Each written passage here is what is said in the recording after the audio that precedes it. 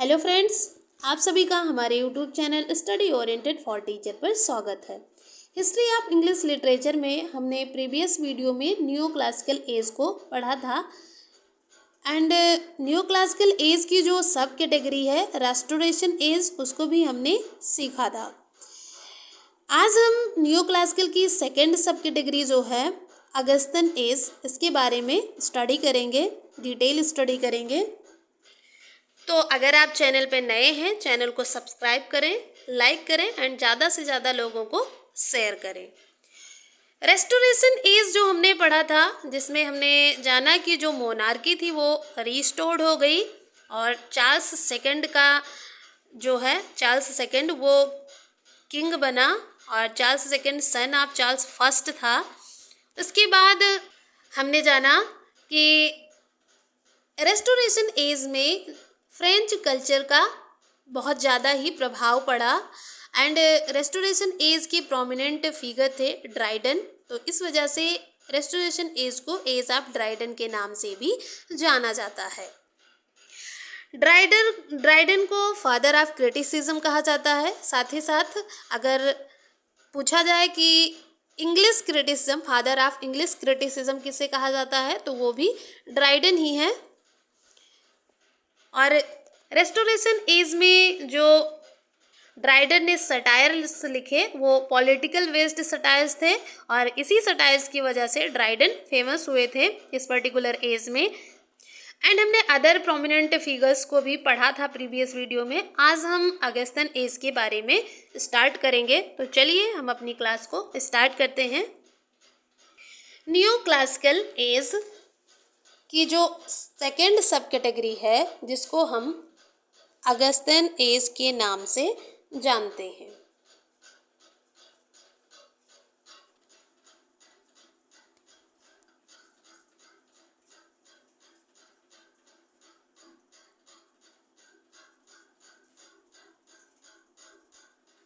Augustine as के साथ ही साथ इसे एज ऑफ पोप भी कहा जाता है।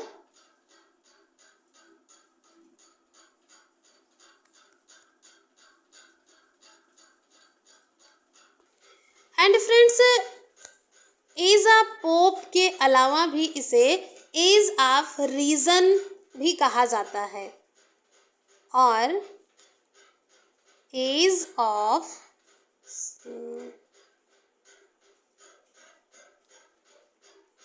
रीजन।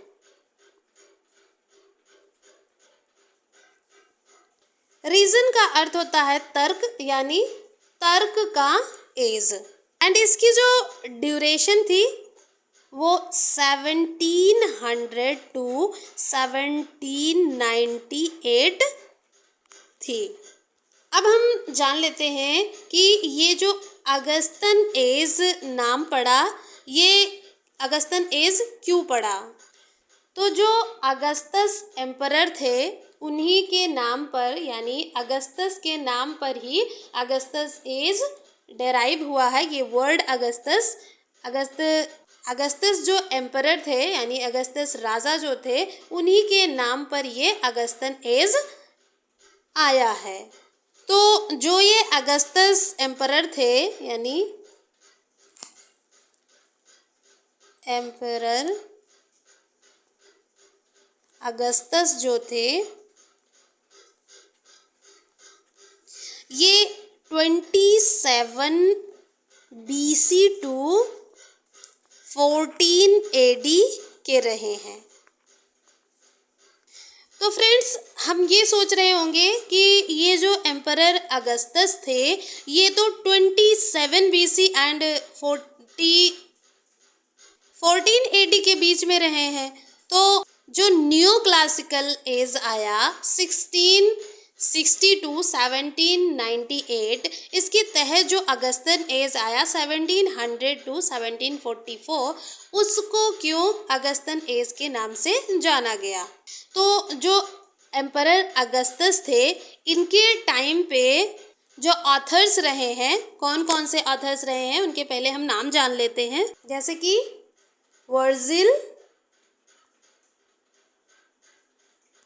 होरस, and Ovid. ये सभी जो एम्परर अगस्टस थे उनके कॉन्टेम्परेरी रहे हैं, यानी उनके समकालीन रहे हैं और उस टाइम के ये ऑथर्स हैं।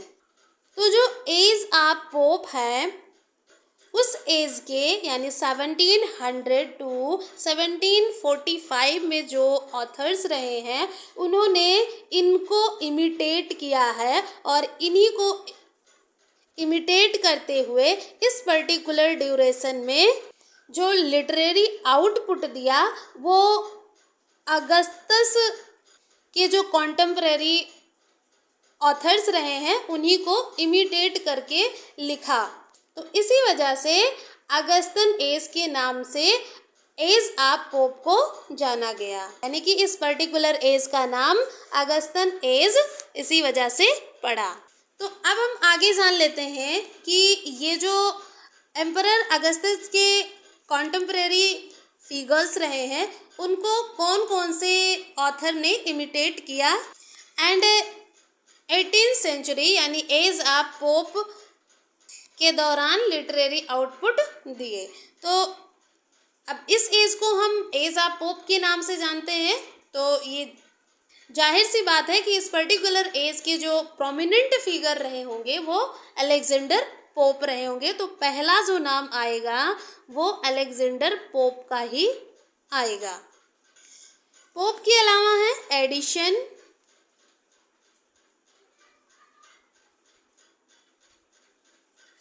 एंड स्विफ्ट जिनका पूरा नाम है जोनाथन स्विफ्ट। स्विफ्ट के अलावा हैं गोल्ड स्मिथ,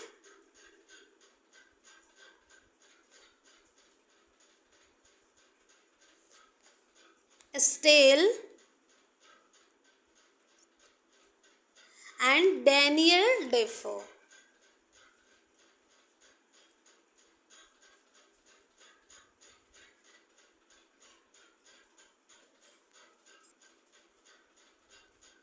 अब इस अगस्टन एज में एक इम्पॉर्टेंट इवेंट हुई, कुछ पार्टियां उभर के आई डोमिनेटिंग पॉलिटिकल पार्टीज। वो कौन कौन सी थी?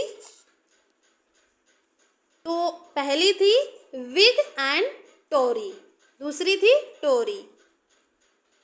विग एंड टोरी, तो ये पॉलिटिकल पार्टीज थी जो उभर कर आई। Whig and Tory dominating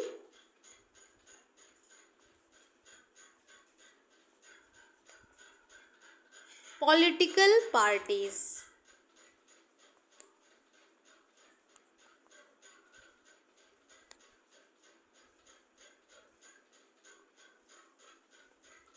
and इस समय पे जो बहुत ज़्यादा यूज़ हुआ, जो टर्म्स यूज़ हुए, यानी कि जो लिटरेरी डिवाइसेस यूज़ हुई वो थी satire and heroic couplet. Satire and heroic couplet.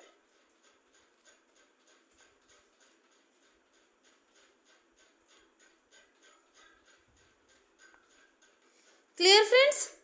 1744 में जो अलेक्जेंडर पोप थे इनकी डेथ हो जाती है, अलेक्जेंडर पोप।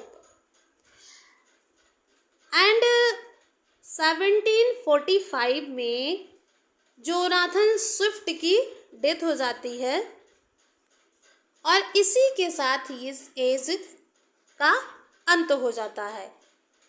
1745 में स्विफ्ट की डेथ होती है और 1744 में अलेक्जेंडर पोप की डेथ हो जाती है और इसी के साथ इस एज का भी अंत हो जाता है। एंड इस एज के कुछ कैरेक्टरिस्टिक को जान लेते हैं। तो इस एज में रैपिड डेवलपमेंट हुआ नॉवेल का, यानी नॉवेल का बहुत तेज़ी से विकास हुआ और ड्रामा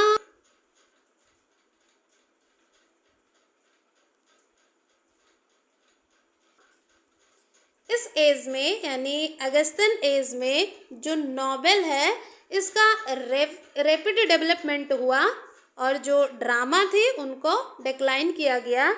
जो ड्रामा लिखी भी गई वो पॉलिटिकल सटायर के रूप में या मेलोड्रामा के रूप में लिखी गई। रैपिड डेवलपमेंट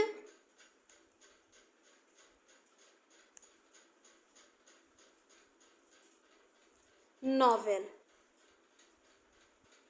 एंड जो ड्रामा था उसका डिक्लाइन हुआ।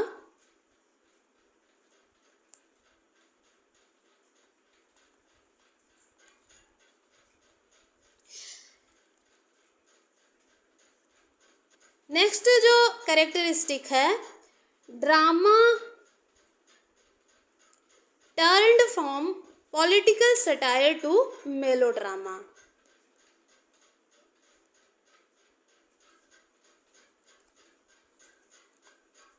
यानी जो हमने पढ़ा था कि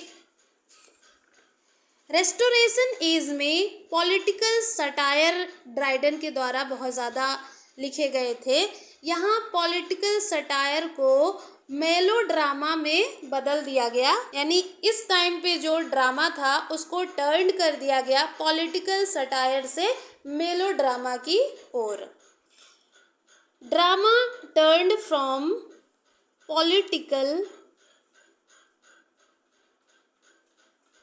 सटायर टू मेलोड्रामा।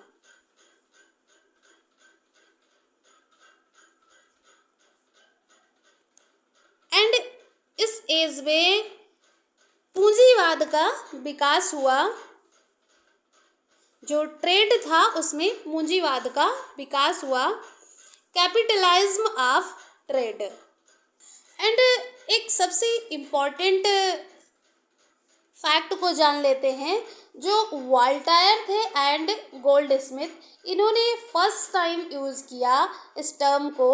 अगस्तन जो टर्म है इसको फर्स्ट टाइम यूज़ किया था वॉल्टायर एंड गोल्डस्मिथ ने। लिख लेते हैं हम इस पॉइंट को। वॉल्टायर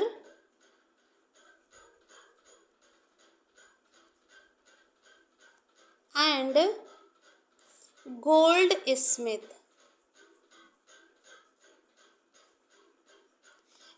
used first time the term of Augustine।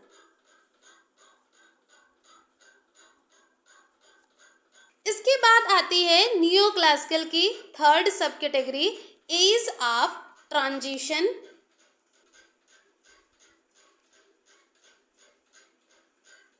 As of transition जिसको हम एज ऑफ सेंसिबिलिटी के नाम से भी जानते हैं।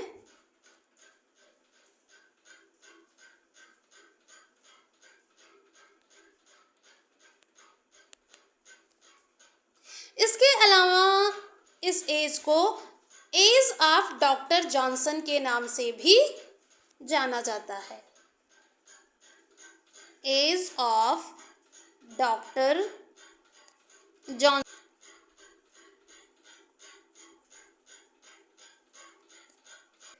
इसकी ड्यूरेशन है 1745 टू 1798। सेंसिबिलिटी यानी संवेदनाओं का एज, इसको ट्रांजिशन एज क्यों कहा गया? ट्रांजिशन का अगर शाब्दिक अर्थ देखें तो ट्रांजिशन का अर्थ होता है संक्रमण, संक्रमण का एज। तो संक्रमण का एज यानी ट्रांजिशन एज इसको क्यों कहा गया? इस एज की जो कैरेक्टरिस्टिक थी उसमें थोड़ा सा प्रभाव इसके बाद जो एज आई रोमांटिक एज उसका भी था। एंड इसकी जो बात थी अगस्तन एज उसका भी प्रभाव रहा है, तो इन दोनों ही एजों का प्रभाव इस एज पे रहा है, जिस वजह से इसे ट्रांजिशन यानी दोनों के बीच का काल यानी ट्रांजिशन एज कहा गया। साथ ही साथ इसे प्री रोमांटिक एज भी कहा जाता है। This era of change from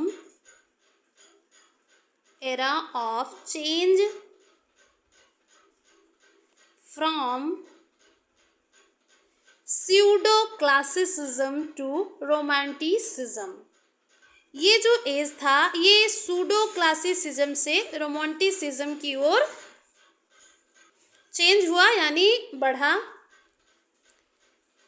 from pseudo classicism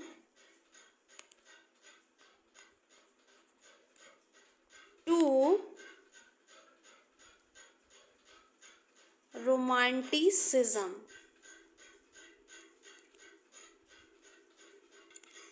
तो इस वजह से इस एज को प्री रोमांटिक एज भी कहा जाता है।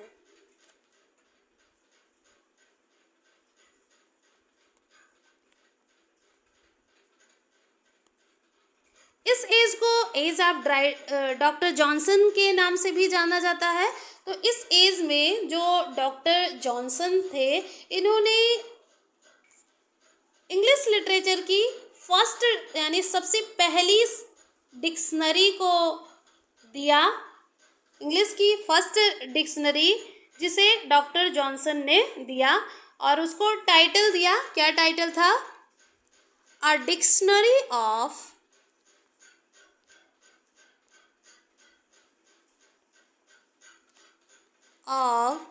The English language.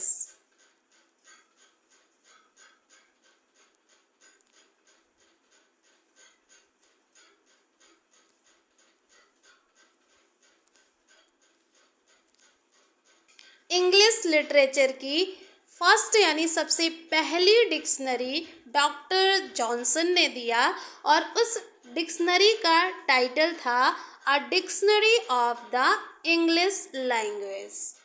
इस एज की और क्या कैरेक्टरिस्टिक रही है? तो the quality of empathy. Empathy का गुण रहा है इस एज में। एम्पैथी क्या होती है? Feel the misery of others, यानी दूसरों के दुख को समझना। Feel the misery of others.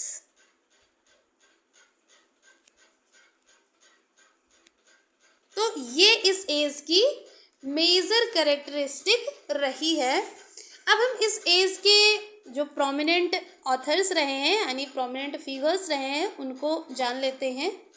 किसी भी एज के जो प्रोमिनेंट ऑथर्स रहे हैं उनको जानना बड़ा आवश्यक होता है, क्योंकि एग्ज़ाम में यहाँ से डायरेक्ट क्वेश्चन पूछे जाते हैं। किसी ऑथर का नाम दे दिया जाता है और पूछ लिया जाता है कि ये पर्टिकुलर ऑथर किस एज से बिलोंग करते हैं, या फिर एज का नाम दे दिया जाए और पूछा जाए कि इस एज से रिलेटेड कौन से ऑथर रहे हैं और हमें 4 ऑप्शन मिल जाए। तो इस वजह से हमें ऑथर्स के नेम लर्न करना आवश्यक हो जाता है। तो चलिए जान लेते हैं। सबसे पहला नाम आता है गोल्ड स्मिथ का।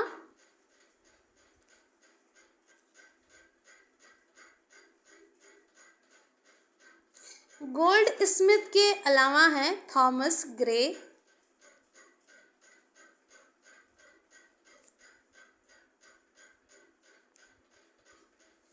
And Collins,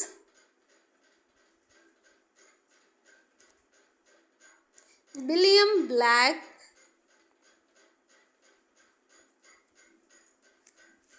Richardson,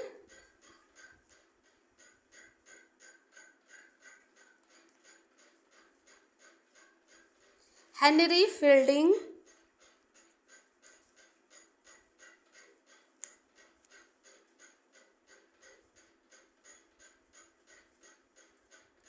Henry Fielding के अलावा रहे हैं Horace Walpole. Horace Walpole ETC। And friends, ये जो थॉमस ग्रे एंड कॉलिंस रहे हैं, इनको प्री रोमांटिक पोएट कहा जाता है, यानी ये दोनों ही प्री रोमांटिक पोएट रहे हैं। तो हमारा नेक्स्ट पॉइंट बन जाएगा Thomas Gray and Collins were they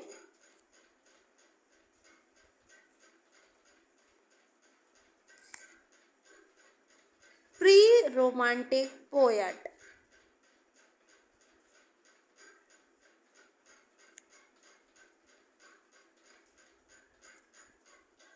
clear है फ्रेंड्स? आई होप आप लोगों को इतना समझ में आया होगा। तो नेक्स्ट वीडियो में हम पढ़ेंगे रोमांटिक एज को। आज के लिए इतना ही, मिलते हैं नेक्स्ट वीडियो में। तब तक आप लोग अपनी प्रिपरेशन जारी रखिए।